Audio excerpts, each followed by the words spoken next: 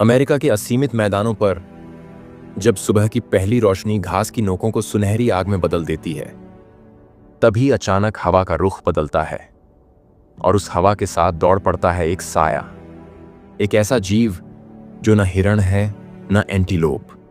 यह है प्रॉन्गहॉर्न।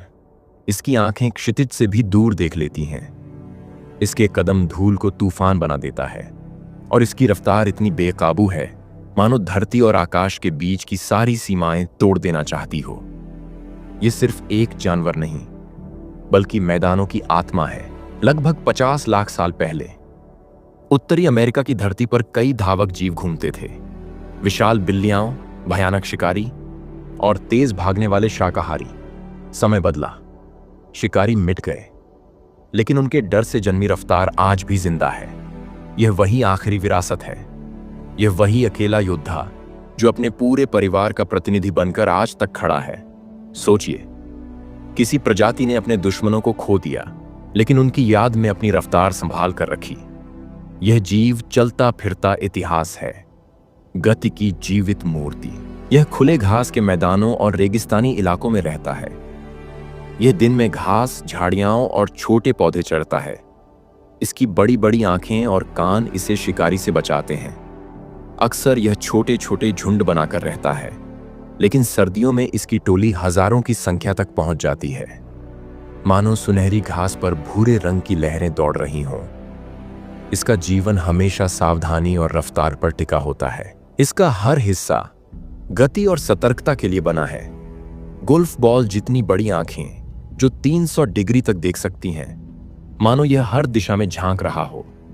इसका शरीर हल्का, पैर लचीला और दिल इतना ताकतवर कि दौड़ते समय ऑक्सीजन की हर बूंद नसों तक पहुंचा सके। लेकिन सबसे अनोखी इसकी सींगें हैं, जो हिरण जैसी लगती हैं, लेकिन हिरण की तरह हर साल गिरकर फिर से उगती भी हैं। यानी यह न पूरी तरह हिरण है न एंटीलोप। यह है अपनी ही तरह का एक अलग श्रेणी, प्रकृति का असली चमत्कार। दुनिया में अगर धरती पर दौड़ने की रेस हो तो चीता पहला आएगा, लेकिन उसके बाद जो नाम रहेगा वह है इसका।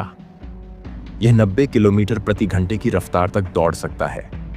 और सबसे हैरान करने वाली बात यह कि जहां चीता सिर्फ आधा मिनट अपनी रफ्तार बनाए रखता है, वहीं यह कई किलोमीटर तक बिना थके उड़ता रहता है।